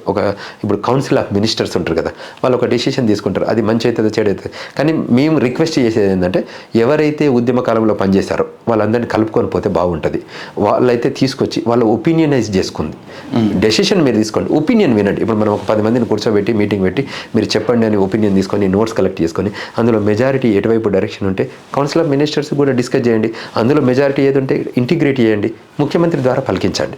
Okay okay. అప్పుడు ఏమవుతుంది, ఒక సీక్వెన్షియల్ ఆర్డర్లో వెళ్తుంది, ప్రతి ఒక్కరిని భాగస్వామ్యం ఉంటుంది. రేపు పొద్దున మనం ఒక పథకం పట్టుకొస్తే ఇది ఏదో ముఖ్యమంత్రి చేసిండేది కాకుండా మనం నిర్మాణం చేసుకున్న పథకం, ఇది మన కోసం యూటిలైజ్ చేసుకున్న పథకం, మనం అందులో భాగస్వామ్యం చేయాలని స్ప్రెడ్ కూడా వాళ్ళే చేస్తారు. Right right. ఇంకా ఎన్ఆర్ఐ ఇష్యూస్ చూద్దాం. మీరు చాలా అక్కడ అరేంజ్ చేస్తున్నారు, మీ తల్లిదండ్రులకు పిల్లలకు ఇక్కడ ఉన్న వారికి చాలామందికి పంపిస్తున్నారు. కేంద్ర ప్రభుత్వం కానీ రాష్ట్ర ప్రభుత్వం కానీ ఏదైతే మీరు కంట్రిబ్యూట్ చేస్తున్నారో దానికి తగినట్టుగా ఇక్కడున్న మీ ఫ్యామిలీస్కి ఏమైనా హెల్ప్ అవుతుంది, అది మీకు కానీ మీ ఫ్యామిలీస్ కానీ దానివల్ల ఏం కోరుకుంటున్నారు అసలు మీరు? Good point. యూజువల్గా ఏంటంటే ఎన్ఆర్ఐస్గా అంటే ఒక అమెరికానే కాదు, ఇప్పుడు గల్ఫ్ కంట్రీస్లో ఉన్న వాళ్ళు కానీ ఆస్ట్రేలియా కానీ కొన్ని కంట్రీస్లలో వాళ్ళకి ఇమిగ్రేషన్ వస్తుంది. మేము H1 మీద వెళ్ళాం, గ్రీన్ కార్డ్ వచ్చింది, సిటిజన్షిప్ తీసుకుంటారు, ఇల్లు కట్టుకుంటారు, సెటిల్ అయిపోతారు, మైగ్రేషన్ జరిగిపోతుంది. ఈవెన్చువల్గా 30 ఏళ్ళలో 40 ఏళ్ళలో మొత్తం మూవ్ అయిపోతారు, మా పిల్లలు అక్కడే పుడతారు. కానీ గల్ఫ్ కంట్రీస్ ఉన్నాయి, ఒక గల్ఫ్ రీజన్లో ఉన్న కంట్రీస్లో ఉన్న దానిలో ఒక 10 లక్షల మంది తెలంగాణ వాళ్ళు ఉన్నారు అక్కడ. వాళ్ళు లేబర్ జాబ్స్ చేస్తున్నారు, వాళ్ళ ఫ్యామిలీ అంతా ఇక్కడే ఉంది, వాళ్ళు అక్కడే ఉన్నారు, రీపాట్రియేట్ చేస్తున్నారు మనీని. ఎవ్రీ మంత్ వాళ్ళు ఎర్న్ చేసిన దానిలో వాళ్ళ ఖర్చులు పోని మిగతా డబ్బు అంతా ఇక్కడికే పెడుతున్నారు. వాళ్ళు అక్కడ డబ్బు అక్కడ రియల్ ఎస్టేట్ ఇన్వెస్ట్మెంట్ చేయట్లేదు. ఎన్ఆర్ఐస్ అమెరికా వాళ్ళన్నా చేస్తున్నారు, వాళ్ళ ఊర్లో ఇల్లు కారు ముంగిరి ఆడ ఏం ఉండదు వీళ్ళకి. ఇట్లా చాలా కంట్రీస్లలో సిటిజన్షిప్ ట్రాక్ అంటే మాకు ఇమిగ్రేషన్ లా ఫార్మ్ ఉండడం వల్ల మాకు తెలుసు కాబట్టి ఈ ఇమిగ్రేషన్ ట్రాక్ ఉన్న కంట్రీస్ కొన్ని ఉన్నాయి. ఇమిగ్రేషన్ ట్రాక్ లేని ఎన్నైనా మనము టెంపరీ అంటారు, అంటే నాన్ రెసిడెంట్ ఏలియన్స్ అంటే పర్మనెంట్ కాకుండా అటువంటి ఉన్న వాళ్ళు ఎక్కువ మంది ఉంటారు. అట్లున్న కంట్రీస్లో అంటే పర్మనెంట్ సెటిల్మెంట్ ట్రాక్ లేని కంట్రీస్లో ఉన్న జనాలంతా ఇక్కడికే పంపిస్తున్నారు డబ్బు. ఇక్కడ ఫైనాన్షియల్ స్పిరిట్ను వాళ్ళు బిల్డ్ చేస్తున్నారు. దేనికి అంటే improving that standard of life. ఎందుకంటే వాళ్ళు వెళ్ళిన తర్వాత డబ్బు తీసుకొచ్చి వాళ్ళ ఫ్యామిలీకి ఇవ్వడం కానీ, తర్వాత ఎడ్యుకేషన్ రూపంగా ఇన్వెస్ట్మెంట్ చేయడం కానీ, రియల్ ఎస్టేట్లో ఇన్వెస్ట్ చేయడం కానీ అండి, పబ్లిక్ పాలసీలో ఇన్వెస్ట్ చేయడం కానీ, రకరకాల అంటే డెవలప్మెంటల్ యాక్టివిటీస్ ఇన్వాల్వ్ అవుతున్నారు. సో అట్లా బాగా జరుగుతుంది. ఇండియా లెవెల్లో కూడా ఓపెన్ పాలసీ తీసుకొచ్చింది బీజేపీ గవర్నమెంట్. సో వాళ్ళ దగ్గర కూడా కొన్ని ఇన్వెస్ట్మెంట్స్ అవుతుంది. ప్రవాసీ భారతీయ దివస్ అని ఢిల్లీలో జరుగుతుంది. అందులో అందరు ఎన్ఆర్ఐలను పిలుస్తున్నారు. ఒక 2 రోజుల మీటింగ్, 2-3 రోజుల మీటింగ్, 7, 8, 9 జనవరి యూజువల్గా ఆ టైం ఫ్రేమ్లో మహాత్మా గాంధీ గారు సౌత్ ఆఫ్రికా నుంచి ఇండియాకి వచ్చిన డేను పురస్కరించుకొని ప్రవాసీ భారతీయ దివస్ని ఆర్గనైజ్ చేస్తున్నారు. సో అటువంటి స్పిరిట్తోనే మేము కూడా గ్లోబల్ తెలంగాణ అసోసియేషన్ కూడా ఎన్ఆర్ఐస్ కోసమని గ్లోబల్ ఎన్ఆర్ఐస్ డే అని పెట్టుకుంటున్నాం. సో దట్ అన్ని కంట్రీస్ నుంచి వచ్చిన ఎన్ఆర్ఐస్ ఇక్కడ చూసి, అందుకోసమే దీని బేస్ హైదరాబాద్ బేసే పెట్టాం. సో హైదరాబాద్ నుండి యాక్టివిటీస్ చేయాలని. ఏ కంట్రీ వాళ్ళైనా అయితే ఇప్పుడు ఏ జిల్లా వాళ్ళైనా హైదరాబాద్ ఉంటారు, లేదంటే వన్ ఆఫ్ ద కంట్రీలో ఉంటున్నారు. సో వాళ్ళు హైదరాబాద్కు వస్తే రావడంతో షేక్ హ్యాండ్ చేస్తారు. వాళ్ళకున్న ఎడ్యుకేషనల్ టాలెంట్, వాళ్ళకున్న ప్రొఫెషనల్ టాలెంట్, వాళ్ళకున్న బిజినెస్ టాలెంట్, వాళ్ళకున్న ఫైనాన్షియల్ టాలెంట్ను కూడా తెలంగాణ ప్రభుత్వంలోని తెలంగాణ రాష్ట్రంలో ఉన్న ప్రజలకు ఉపయోగపడేటట్టు అవి మంచి మంచి ప్రాజెక్టులు కానివ్వండి, బిజినెస్ ఆపర్చునిటీస్ కానివ్వండి, ఎంప్లాయ్మెంట్ ఆపర్చునిటీస్ క్రియేషన్లో కానివ్వండి, హాస్పిటల్స్ కట్టడంలో కానివ్వండి, తర్వాత రూరల్ డెవలప్మెంట్ కానివ్వండి, అంటే ఇప్పుడు స్కూల్స్కు పెట్టడం కానివ్వండి, ఏదో ఒకటి చేతనైనంత వీలైనంత ఆ ఊరికి డెవలప్మెంట్ కానివ్వండి, వాళ్ళకున్న స్కూల్ డెవలప్మెంట్ కానీ చేసే కార్యక్రమంలో ఈ గ్లోబల్ తెలంగాణ అసోసియేషన్ భాగస్వామ్యం అవుతుంది. డబ్బును కూడా ఏ రకంగా తీసుకొస్తే ఇక్కడ ఇన్వాల్వ్ అయితే బాగుంటుందని కూడా చేస్తారు. చాలామంది కూడా లాస్ట్ 10 ఏళ్ళలో కూడా ఇన్వెస్ట్ చేసిన డబ్బు కూడా ఉంది ఇక్కడ. వాళ్ళంతా కూడా ఇక్కడ ఇచ్చిపోతారు వాళ్ళు. ఇప్పుడు ఎవరైనా మనం టర్మ్ బేస్డ్ మనుషులు, సో పర్మ్ కాదు ఇక్కడ ఉంది. పర్మ్ అనేది ఎన్వైరన్మెంట్ ఈజ్ పర్మ్, మనం టెంపరీ. సో అది కూడా రియలైజేషన్, సెల్ఫ్ రియలైజేషన్ ఒక టైంలో వస్తుంది కదా, అప్పటి నుంచి వాళ్ళు డొనేషన్ కూడా ఇస్తున్నారు చాలామంది. మేము వెళ్ళి రీచ్ అవుట్ అవుతున్న ఎన్ఆర్ఐస్ కూడా they are willing to contribute to the motherland. మీరు చెప్పండి ఏ పథకాలు అంటే, అందుకోసమే వాళ్ళని మేము చెప్పకంటే ఎక్కువ మీరే రండి. Days global Telangana convention day రోజు మీరు రండి. రాష్ట్ర ప్రభుత్వం నుంచి కూడా పిలుస్తాం, లీగల్ సెక్టర్ నుంచి పిలుస్తాం, పోలీసింగ్ నుంచి పిలుస్తాం, ఎడ్యుకేషన్ సెక్టర్ నుంచి పిలుస్తాం, గవర్నమెంట్ నుంచి పిలుస్తాం. మనం ఇంటిగ్రేట్ అయ్యాం ఆ 2 రోజులు. వాళ్ళ సమస్యలు ఏమున్నాయి, వాళ్ళకి మన పాత్ర, మనం ఏ రకంగా పాత్ర పోషించాలని వాళ్ళు మనకు చెప్తారు. మనం కూడా వాళ్ళు ఏ రకమైన పాత్ర మిస్ అవుతున్నది, ఇప్పుడు ఇంతకుముందు ఒపీనియన్ అడుగుతాను కదా, అది వాళ్ళు కూడా మనకు చెప్తారు. అందులో కూడా మనం ఫీడ్బ్యాక్ ఇచ్చే ఒక మంచి మెకానిజం, అంటే మంచి సౌభాగ్యమైన ఒక కనెక్టివిటీ బిల్డ్ చేయాలనేది ఒక ఆలోచన ఉంది. అంటే ఈ T1 కంట్రీస్ ఇంతకుముందు చెప్పారు, అవి కాకుండా మిగతా చాలా కంట్రీస్ ఉన్నాయి, అవన్నీ కూడా కనెక్ట్ అవుతున్నారా? ఈ గ్లోబల్ తెలంగాణ పెట్టడం ద్వారా చాలా కంట్రీస్ నుంచి కూడా మా ముందుకు వచ్చి మేము భాగస్వామ్యం అవుతామని వాలంటీర్గా మనం రీచ్ కాకంటే ముందు కూడా మనకు ఎట్లయిపోయిందంటే ఒకప్పుడు ఒక 10 కంట్రీలో 20 కంట్రీలో 30 కంట్రీలో ఉండేది. ఇవాళ 100 కంట్రీలలో తెలంగాణ ఎన్ఆర్ఐస్ ఉన్నారు. 100 కంట్రీస్. మేమే షాక్ అయినాం. మేము ఊహించలేని పరిణామం అది. మేము అనుకున్నామంటే ఇంకో 30కి ఇంకో 10 అవుతాయేమో అనుకున్నాం. అంటే మేము డిగ్గింగ్ చేయడం మొదలుపెట్టిన తర్వాత మెల్లిగా స్లోగా జాయిన్ అవుతున్నారు. నేను మొన్న global NRIs meet and greet ఇక్కడ వైస్రాయ్ హోటల్, ఇప్పుడు మ్యారిట్ హోటల్లో పెడితే అర్మేనియా నుంచి వచ్చారు, జాంబియా నుంచి వచ్చారు, ఇథోపియా నుంచి వచ్చారు, వాళ్ళే వాలంటీర్గా సియరా లియోనా నుంచి వచ్చారు. ఇవి టిపికల్గా మన కంట్రీస్, కరేబియన్ ఐలాండ్ కంట్రీస్ నుంచి వచ్చారు. వచ్చి మేము అన్నాం we want to part of it, we want to connect it. మాకున్న ఇంటిలో మా కంట్రీలో ఉన్న బిజినెస్ ఆపర్చునిటీస్ ఉన్నాయి, మా దగ్గర ఎంప్లాయ్మెంట్ ఆపర్చునిటీస్ ఉన్నాయి, మేము షేర్ చేస్తాం ఆ ఇన్ఫర్మేషన్. సో దట్ ఇక్కడ ఉన్న తెలంగాణ సమాజం, ఇక్కడ తెలంగాణ ప్రభుత్వం, రాష్ట్ర ప్రభుత్వం కూడా అన్ని జాబులు ఇవ్వలేకపోతుంది. సో ఇవ్వలేనప్పుడు మనం ఏం చేయాలి, మనం ఇండివిజువల్గా ఒక సిటిజన్ ఆఫ్ తెలంగాణ మనం ఏదో రకమైన హెల్ప్ చేయాలి. ఒకటి తన్ మన్ ధన్ అంటే టైము, టాలెంట్, ట్రెజర్. సో ఎంత వీలైతే ఎవరికి వీలైన బట్టి, ఏది ఎన్ఫోర్స్మెంట్ లేదు, వాళ్ళ వాలంటరీ టైంని ఇవ్వడం, లేకపోతే వాలంటరీ టాలెంట్ ఇవ్వడం, రూపకంగా ఇక్కడ ఎంప్లాయ్మెంట్ క్రియేట్ చేయడం, లేకపోతే బిజినెస్ ఆపర్చునిటీస్ క్రియేట్ చేయడం. దీనివల్ల మేము భాగస్వామ్యం అవుతాం. అదేవిధంగా చాలా గొప్ప రోల్ ప్లే చేయబోతుంది, చాలా పెద్దదిగా అవుతుంది, చాలా మంది ఇన్వాల్వ్ అవుతారు. ఇది ఒక గ్రూప్, ఒక అమెరికా వాళ్ళకే కాకుండా ప్రతి కంట్రీ కూడా. రేపు నేను ట్రినిడాడ్ అండ్ టొబాగో నుంచి ఎన్ఆర్ఐ ఉన్నాను. రేపు హైదరాబాద్లో మీటింగ్ పెడతాం, గ్లోబల్ ఎన్ఆర్ఐ మీట్. అయినే వేదికగా ట్రినిడాడ్ అండ్ టొబాగో గురించి ఏమేమి ఇంపార్టెన్స్ ఉన్నాయి, ఏమేమి ఆపర్చునిటీస్ ఉన్నాయి, ఏమేమి ఇష్యూస్ ఉన్నాయి, ఏమేమి ముందుకు తీసుకుపోగలుగుతాం, ఆ కంట్రీలో మనం ఏ రకంగా భాగస్వామ్యం కాగలుగుతామని ఆయనతోనే మాట్లాడిస్తాం. సో ఈ దట్ స్పిరిట్ విల్ బ్రింగ్. అట్లే ఒక 50 కంట్రీస్ నుంచి ఎన్ఆర్ఐస్ వచ్చి హైదరాబాద్ వేదికగా మాట్లాడితే అది చాలా గొప్పగా వెళ్తుంది. సో దాన్ని మనం ఇన్కల్కేట్ చేస్తున్నాం, దాన్ని నిర్మాణం చేస్తున్నాం. ఎంప్లాయ్మెంట్ ఆపర్చునిటీస్ పెరిగే అవకాశం ఉంది, చాలా పెరుగుతుంది. ఎందుకంటే migration, world is becoming global village today. So ఒకప్పట్లాగా లేదు. ఇంతకుముందు చెప్పాను కదా, చిన్న ఊర్ల నుంచి, అంతకుముందు పెద్దపల్లి, కరీంనగర్, వరంగల్, హైదరాబాదు, అమెరికా వెళ్ళేవాళ్ళం. ఇప్పుడు అట్లా కాదు. ఆ చిన్న పల్లెటూరు పెద్దపల్లి పక్కన ఉన్న కూనారం విలేజ్ నుంచి డైరెక్ట్ హైదరాబాద్ వస్తానే అమెరికా వెళ్ళిపోతాడు. పెద్దపల్లిలో ఉండట్లేదు, కరీంనగర్లో ఉండట్లేదు, వరంగల్ ఉండట్లేదు, హైదరాబాద్లో ఎంప్లాయ్మెంట్ చేసుకుంటున్నాడు, ఇక్కడ నుంచి డైరెక్ట్ అమెరికా వెళ్ళిపోతాడు. అమెరికా ఒకటే కాదు, ప్రపంచవ్యాప్తంగా ఏదో ఒక దేశానికి వెళ్ళిపోతారు. అది చాలా ట్రాన్స్ఫార్మ్ అయింది. ఒకప్పటి టెక్నాలజీ కాదు కదా, ఇవాళ టెక్నాలజీ చాలా, in your finger tips you can make a call to the whole globe. ఎక్కడైతే వైఫై ఉందో, ఎక్కడైతే ఇంటర్నెట్ ఉందో, ఎక్కడైతే ఇంటర్నెట్ని ఉపయోగిస్తున్న కంట్రీ ఉందనుకో, మనం చిన్న ఫోన్ కాల్తోనే మనం రీచ్ కాగలుగుతాం, వీడియో చూడగలుగుతున్నాం, కంట్రీ ఎలా ఉందని చూడగలుగుతాం. ఒకప్పుడు చూడలేని పరిస్థితి. మన ఊరు నుంచి హైదరాబాద్లో ఏం జరుగుతుందో తెలియని రోజుల నుంచి ప్రపంచంలో ఒక కార్నర్ ఉన్న స్మాల్ ఐలాండ్లో కూడా మనకు ఎంప్లాయ్మెంట్ ఆపర్చునిటీస్ ఏమున్నాయి, ఎడ్యుకేషనల్ ఆపర్చునిటీ ఏమున్నాయి, మినరల్ ఎక్స్ప్లోరేషన్ ఎలా జరుగుతుంది, తర్వాత మైనింగ్ కూడా చాలామంది మధ్య వెళ్ళారు, తర్వాత ప్రింటింగ్లోకి వెళ్ళారు, ఫార్మింగ్. బిగ్గెస్ట్ థింగ్ ఏమంటే మనము వ్యవసాయ ఆధారిత దేశం మనది. ఇది ఇవాళ మనోళ్ళు చాలామంది ప్రపంచ దేశాలకు వెళ్ళి వ్యవసాయం చేస్తున్నారు. That's the biggest achievement. మనమే చేస్తున్నాం. అక్కడ ఎంప్లాయ్మెంట్ లేదు, అక్కడ కూడా తిండి పెడుతున్నారు, అంత భోజనం పెడుతున్నాం. ఇక్కడ 10-20 ఎకరాలు 50 ఎకరాలు ఉన్న వాళ్ళు అక్కడ 1000 ఎకరాలలో వ్యవసాయం చేస్తున్నారు, ఫార్మింగ్ చేస్తున్నారు. ఇవాళ నట్స్, బీన్స్, ఇవన్నీ రకరకాల ఫార్మింగ్ చేసి ఫ్రూట్స్ ఎక్స్పోర్ట్ చేస్తున్నారు. అంటే అమెరికాకే కాకుండా సౌత్ అమెరికా కానీ, సెంట్రల్ అమెరికా కానీ, తర్వాత అక్కడ నార్త్ అమెరికాకు కూడా వాళ్ళు ప్రొవైడ్ చేస్తున్నారు. అక్కడ ఫార్మింగ్ ఎక్కడైతే జియోగ్రఫికల్గా వ్యవసాయం పండే ఉంటే అక్కడి నుంచి పంట తీసుకొచ్చి ఇక్కడ చేస్తున్నారు. ఇది చాలా గొప్ప అచీవ్మెంట్. ఇందులో తెలంగాణ ఈ విషయం మీరు చెప్పే వరకు కూడా చాలా మందికి తెలియకపోవచ్చు. డెఫినెట్లీ అంటే ఇవి ఫార్మింగ్ చేసే వాళ్ళకి ఎడ్యుకేషన్ లేకపోయినా వాళ్ళు వెళ్ళే అవకాశం రావచ్చు, ఎవరైనా వెళ్ళొచ్చు. ఇప్పుడు ఒకప్పటిలాగా లేదు. ఇవాళ ఏమవుతుందంటే బిజినెస్ ఆపర్చునిటీస్ వైడ్గా అయ్యాయి. చెప్పాం కదా, ఇంత చిన్న విలేజ్ కాదు కదా, ఇవాళ గ్లోబల్ విలేజ్ అయింది, ప్రతిదీ విలేజ్ అయింది. నేను మొన్న వచ్చేటప్పుడు 3 కంట్రీలు వెళ్ళినాం, కోస్టారికా, పనామా, ఉరుగ్వాయ్. వెళ్ళి అక్కడున్న భౌగోళిక పరిస్థితులు తీసుకున్నాం, అక్కడున్న ఎంప్లాయ్మెంట్ ఆపర్చునిటీ చూసాం, అక్కడున్న ఎడ్యుకేషన్ ఆపర్చునిటీ చూసాం, ఎక్స్ప్లోర్ చేసాం. అవి తీసుకొచ్చిన కంటెంట్ను కంపైల్ చేసుకొని వాటిని మళ్ళీ ఎన్ఆర్ఐస్కి ఇస్తున్నాం, తెలంగాణ ప్రజలకు షేర్ చేస్తున్నాం. ఎక్కడెక్కడైతే ఇప్పుడు టీసీఎస్, విప్రో, ఇన్ఫోసిస్ కూడా ఇప్పుడు ఏమైపోయిందంటే అన్ని దేశాలలోకి వెళ్ళిపోయింది. ఇంతకుముందు అమెరికాది మనం బ్యాక్ ఆఫీస్లో ఇండియాలో పనిచేసేవాళ్ళం. ఇవాళ అమెరికా రిక్వైర్మెంట్ ఏంటంటే ఆఫ్ షోర్ కాకుండా నియర్ షోర్ కావాలని అడుగుతుంది. నియర్ షోర్ కావాలంటే వాళ్ళ టైం జోన్లో ఉండే పని చేయాలి, ఈస్టర్న్ టైం జోన్లో ఉండాలి, అదే టైం జోన్లో పని చేయాలి, తక్కువ పని చేయాలి, తక్కువ డబ్బుకు. సో సౌత్ అమెరికన్ కంట్రీస్లలో ఉన్న వాళ్ళ మన వర్క్ ఫోర్సే వెళ్ళి వాళ్ళ ఉరుగ్వాయ్ అనే కంట్రీ ఉంటుంది, నేను మాంటివీడియో అనే ఒక క్యాపిటల్, అక్కడికి వెళ్ళాను. 3000 మంది టీసీఎస్ వాళ్ళు ఉన్నారు అక్కడ.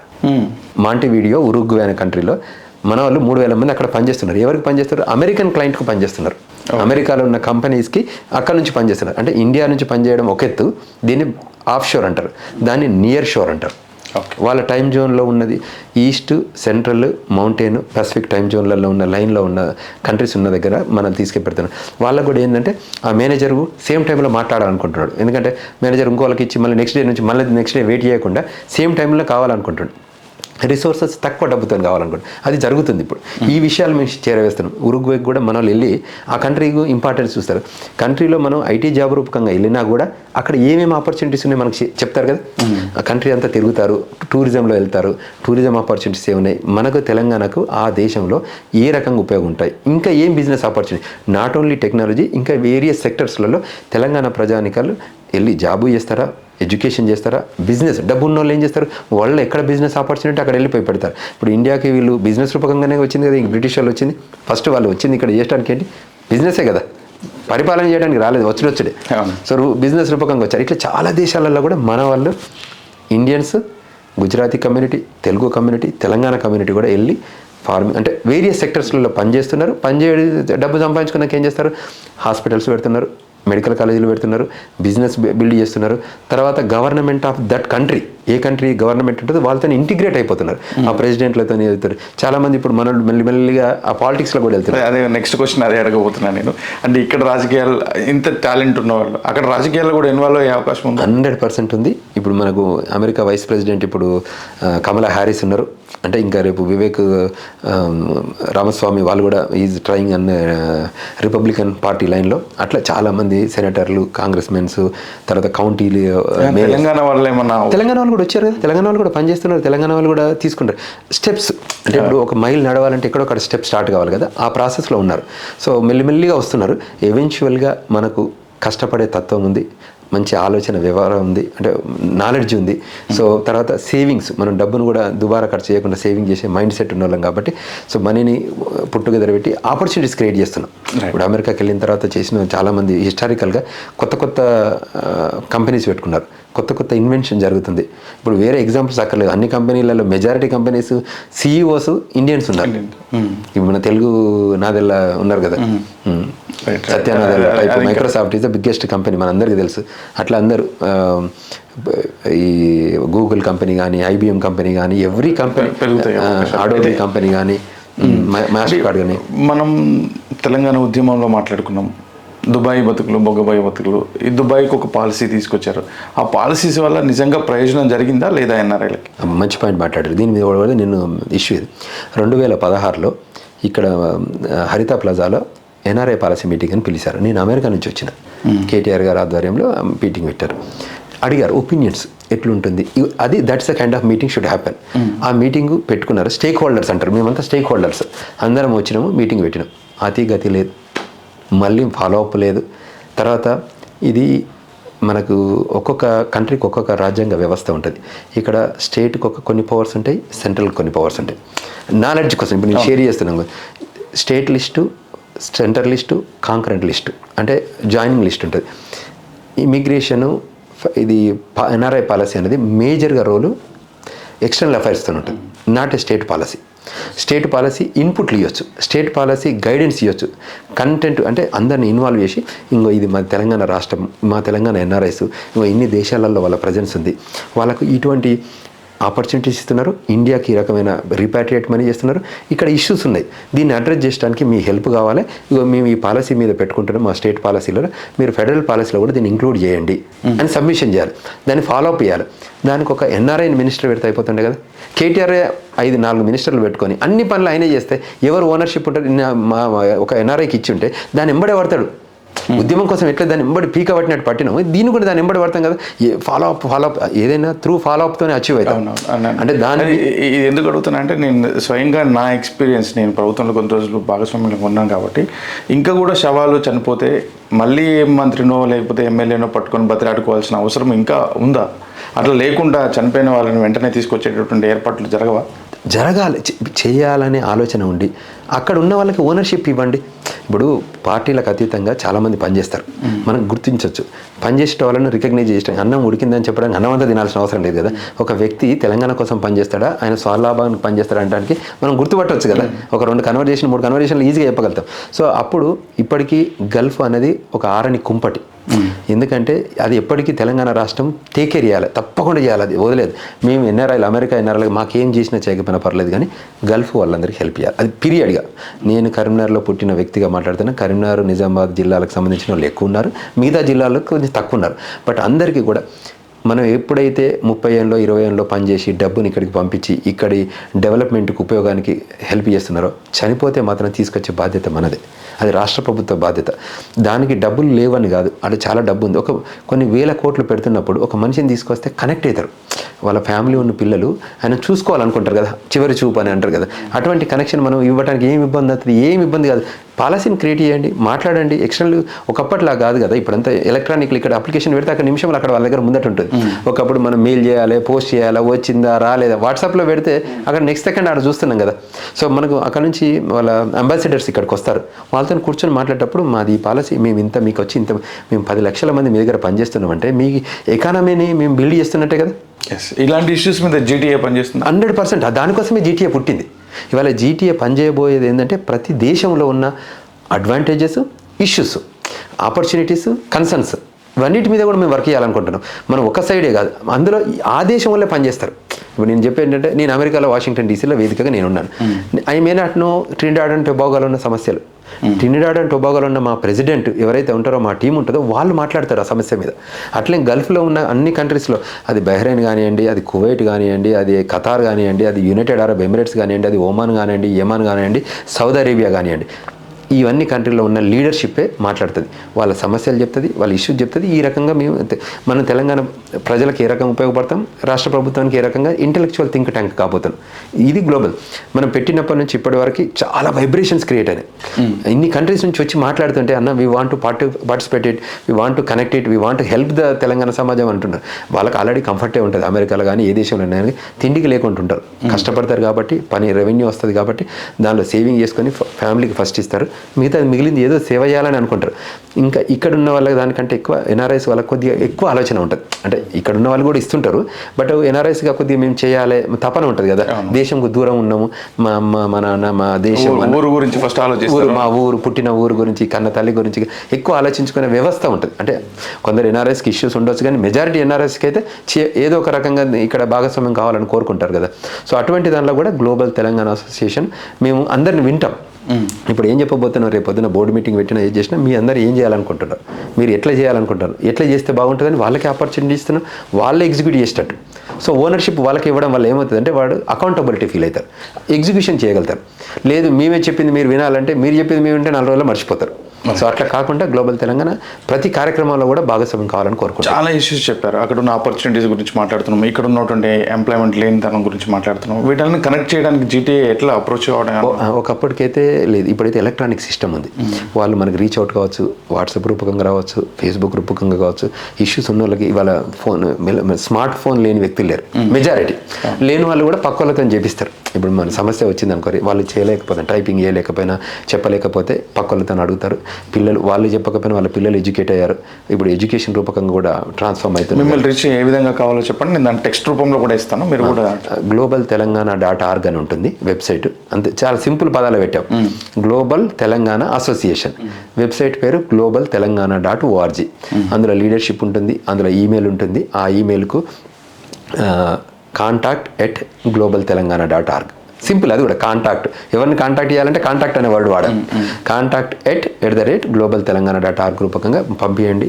మేము ఈ కంట్రీలో ఈ సమస్య ఉంది, లేదు మాకు మా పిల్లలు ఈ దేశానికి వెళ్తున్నారు, మీకు స్టూడెంట్ రూపకంగా వెళ్తుండ్రు, మాకు అక్కడ రెసిడెన్సీ కావాలా, ఇల్లు కావాలా, ఎయిర్పోర్ట్లో పికప్ కావాలా, ఫస్ట్ టైం వచ్చే వాళ్ళకు ఉంటారు కదా, వాళ్ళకు కూడా మేము హెల్ప్ చేయబోతున్నాం. రేపు ఏ కంట్రీలో, అన్ని కంట్రీలో, ఇప్పుడు ఆస్ట్రేలియాలో ఉందనుకోరి, మేము ఎట్లా ఏ రకంగా చూస్తామంటే బ్రిస్బెయిన్లో ఉన్న వాళ్ళని చూస్తాం, గోల్డ్ కోస్ట్లో ఉన్న వాళ్ళని చేస్తాం, సిడ్నీలో ఉన్న వాళ్ళని చేస్తాం, కాన్బెర్రా వాళ్ళని చేస్తాం, అడిలైడ్ వాళ్ళని చేస్తాం, మెల్బోర్న్ చేస్తాం, పెర్త్ చేస్తాం, న్యూ టాస్మేనియా వాళ్ళని చేస్తాం. అంటే ఇంత మైన్యూర్గా మేము వాళ్ళ దగ్గరికి వెళ్తున్నామంటే అక్కడికి ఎవరు వచ్చినా కూడా, ఏ సిటీకి పోయినా కూడా ఆ సిటీలో ఉన్న మన జీటీఏ మెంబర్ ఏం చేస్తారు, వెల్కమ్ చెప్తారు. ఫస్ట్ టైం ఇక్కడ నుంచి వాట్సాప్లో వాళ్ళతో కనెక్ట్ అవుతారు, వాళ్ళని ఎయిర్పోర్ట్కి వస్తే తీసుకొస్తారు. వాళ్ళకి ఏమన్నా రెసిడెన్స్ కావాలంటే ఫస్ట్ పోవడం రాదు కదా, మేమేమంటున్నా మీరు ఇప్పుడు హెల్ప్ తీసుకోండి, అందరు జీటీఏ హెల్ప్ తీసుకోండి, రేపొద్దున మీరు జీటీఏ లీడర్ అయ్యి ఇంకో నలుగురికి హెల్ప్ చేయండి. అంతే, సింపుల్ రిక్వెస్ట్.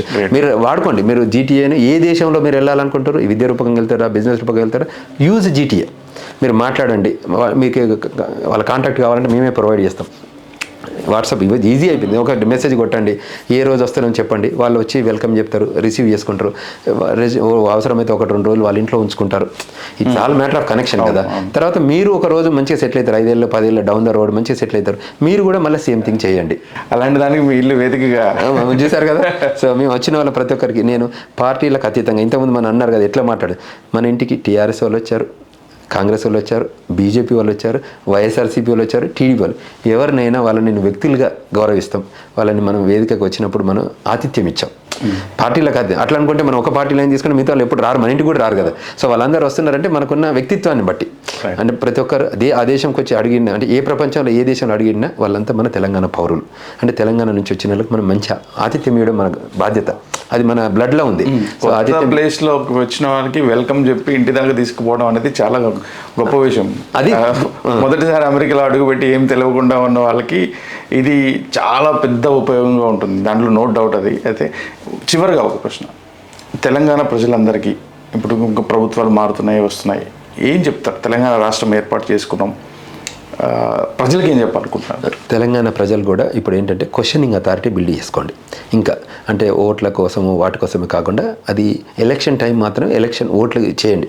మీకు నచ్చిన పార్టీకి మీరు ఎవరైతే బాగుంటుంది అనుకున్నారో మీరు ఓటు చేసుకోండి. ఆ నాయకుడిని చూడండి, అక్కడ ఆ పర్టికులర్ టౌన్కి ఆ లీడర్ అంటే మీకు ఉపయోగపడతారా, ఈయనకు ఎడ్యుకేషన్ ఉందా, వీళ్ళు బాగా రేపు మా ఊరి అభివృద్ధిని ముందుకు తీసుకుపోగలుగుతాడా లేదా నిర్ణయం తీసుకొని చేసుకోండి. ఒకసారి నిర్ణయం అయిన తర్వాత ప్రభుత్వ పథకాలలో కూడా భాగస్వామ్యం ఎంతవరకు వీలైతే అంత కాండి. తర్వాత పథకాలను మీరు అడగండి, రైట్ఫుల్గా అడగండి. బికాజ్ తెలంగాణ రాష్ట్ర ప్రభుత్వం అనేది ప్రజల ప్రభుత్వం. అంటే పార్టీ ఏదైనా ఉండనివ్వండి, అది ప్రజలుగా మీరు ట్యాక్స్ పే చేస్తేనే అది ప్రభుత్వం ఏర్పడుతుంది. వాళ్ళు ప్రభుత్వంలో ఉన్న వాళ్ళు మీరు పాలకులు కాదు, సేవకులుగా మీరే తీసుకోండి. They are your employees. మీరు ఏదున్నా చెప్పి చేయించుకోవాల్సిన బాధ్యత మీ దగ్గర ఉంటుంది. వాళ్ళు అయిపోయారు, నేను ఓటు నోటు టైపు బ్యాచ్ కాదు అనకుండా ఆలోచన పెట్టుకోకుండా నేను తప్పకుండా చేయాలి, అంటే సేవ చేయాలన్న ఆలోచన మనకు కూడా ఉండాలి. అడగండి, డిమాండ్ ఉంటుంది, మనకు రెస్పాన్సిబిలిటీ ఉంటుంది, మనకు యాక్సెసిబిలిటీ కూడా ఇప్పుడు బిల్డ్ అవుతుంది. హోప్ఫుల్లీ ఇప్పుడు రీచ్ అవుట్ ఉండాలి. ఒక మినిస్టర్ కానీ చీఫ్ మినిస్టర్ కానీ, నేను మొన్న వచ్చినప్పుడు అందరినీ వెళ్ళి పర్సనల్గా కలిసి వచ్చాను. అప్పుడు వెళ్ళాలంటే అదొకటి కన్సర్న్స్ వేరేటోళ్ళ పక్క పెట్టండి. అది ఒక గేట్ ఉంటుంది, దానికి ఒక గేట్ కీపర్ ఉంటాడు, ఆయన ఎవరు రానియాడు. ఇదంతా ఎట్లుంటాయంటే వీఆర్ టోటలీ సర్ప్రైజ్డ్, అంటే we did not welcomed that. ఉద్యమం టైంలో మనంతా కలిసి కూర్చున్న వాళ్ళు తర్వాత బాధ్యత అది, అంటే అది మంత్రి కానివ్వండి, ఎమ్మెల్యే కానివ్వండి, ముఖ్యమంత్రి కానీ, అది ఆ responsibility that does not brings you wings. ఒక అంటే అహం రావద్దు, అది ఇంకా పెంచాలి. ఇంతమంది మిమ్మల్ని ఎన్నుకుంటారంటే వాళ్ళందరికీ మనం ఒక సేవకునిలాగా మీకు ఏం కావాలి, how can I help you. ప్రజా తీర్పే దాని నుంచి బయటపడేసే తీర్పే ఇచ్చారు. వీళ్ళు కూడా అట్లా తయారైతే మళ్ళీ తీర్పు ఎన్ఆర్ఐలకు ఇచ్చే మెసేజ్ ఏంటి? ఎన్ఆర్ఐలుగా మనం అందరం కలిసికట్టుగా పనిచేద్దాం. తెలంగాణ ప్రభుత్వం మన వైపు చూస్తుంది, తెలంగాణ ప్రజానిక మన వైపు చూస్తుంది. కొత్త తెలంగాణ అంటే కొత్తగా ఏర్పడ్డ తెలంగాణ రాష్ట్రంలో మన భాగస్వామ్యం ఉండబోతుంది. ఎవరు ఎట్లా చెప్పినా గ్లోబల్ తెలంగాణ అసోసియేషన్ మాత్రం మిమ్మల్ని భాగస్వామ్యం చేస్తుంది. మనము మన గ్రామీణ ప్రాంతాలకు వెళ్దాం, మన గ్రామీణ ప్రాంతాల్లో ఉన్న సమస్యలు మనమే తెలుసుకుందాం, మనమే డైరెక్ట్ హెల్ప్ చేద్దాం. ప్రభుత్వం కొన్నిసార్లు హెల్ప్ చేయవచ్చు, చేయకపోవచ్చు, కానీ ఎన్ఆర్ఐలుగా మనం హెల్ప్ చేయవచ్చు. మీకు ఎంత వీలైతే మీకు చేతనైనంత ముందే ఫస్ట్ వెళ్ళి సెటిల్ అయినాక వాళ్ళ పిల్లలు, వాళ్ళ ఫ్యామిలీ, వాళ్ళ జాబులు, అది టైం ఉంటుంది, మీరు వాటిని టేక్ కేర్ చేయండి ఫస్ట్. దాని తర్వాత మిగులు ఉంటేనే మన ఊరికి, మన గ్రామానికి, మన స్కూల్కి ఇవ్వండి. దానికి గ్లోబల్ తెలంగాణ వేదిక ఉంటుంది. ఇవి ఇచ్చడమే కాకుండా మీ బ్రెయిన్, మీది ఏదైతే బ్రెయిన్ డ్రైన్ అయిందని అనుకుంటున్నామో దాన్ని రివర్స్ బ్రెయిన్ డ్రైన్ కింద మనం మార్చుకోవాలి. రేపు మన మేధో సంపత్తిని మనం ఇక్కడ తీసుకొచ్చి ఇన్వెస్ట్ చేయాలి. ప్రజలు మన వైపు చూస్తున్నారు. ఆ టెక్నాలజీ ఒక్కొక్కరికి ఒక్కొక్క ఎమినెన్సీ ఉంటుంది, మనకు తెలియదు పూర్తిగా. ఆ ఎమినెన్సీ మీకు తెలిసినంత ఎమినెన్సీ మాకు తెలియదు కాబట్టి మీరు ఆ ఎమినెన్సీని ఇక్కడ యూటిలైజ్ చేయండి, ఇక్కడ ఎక్స్ప్లోర్ చేయండి, షేర్ చేయండి. Sharing is always a caring activity type. మీరు ఎడ్యుకేట్ చేసినాం అనుకోండి, ఇవాళ because of the knowledge education, మనం గ్రామీణ ప్రాంతం నుంచి వచ్చిన వాళ్ళమే, వ్యవసాయ కుటుంబం నుంచి వచ్చి ఇవాళ అమెరికా వెళ్ళి మనం ఇంత బిజినెస్ పెట్టి, మనం లా ఆఫీస్ పెట్టి, ఇమిగ్రేషన్ సర్వీసెస్ పెట్టగలిగినామంటే మనకున్న టాలెంట్తోనే కదా. ఇప్పుడు ఆ దేశంలో ఇవాళ ఎంతోమందికి గేట్వే అయిపోయాం. మనం చాలామందికి స్టూడెంట్స్ వచ్చినా కానీ, సమస్యలు వచ్చినా కానీ, H1 ఇష్యూస్ వచ్చినా కూడా మాట్లాడుతున్నాం. ఎందుకంటే because of this informational change కదా. సో అది మనం ఇద్దాం. వెనకకు వచ్చి అందరం ఎన్ఆర్ఐలం, ప్రతి దేశంలో ఉన్న ఆపర్చునిటీస్ మనం ఇక్కడ వచ్చి చెప్పుదాం, ఈ దేశంలో షేర్ చేద్దాం. అది వాట్సాప్ రూపంగా చూస్తే ఏ రూపకంగానైనా తెలంగాణ ప్రజల్లో భాగస్వామ్యం వేద్దాం, వాళ్ళకి ఏదో రకంగా సేవ చేద్దాం. రేపు మనం ఎవరైనా ఏం పట్టుకొని పోయలేదు కాబట్టి మన టైంలో టాలెంట్ని ఇచ్చిపోదాం. Thank you. అదే మనకు మెమరీ ఉంటుంది, అదే మనకు మెమరీ క్రియేట్ చేస్తుంది. జై తెలంగాణ. మీరు ఇలాంటి సేవలు మరింత చేయాలని కోరుకుంటుంది స్వేచ్ఛ TV. Thank you so much ఇంత టైం ఇచ్చినందుకు. Thank you very much.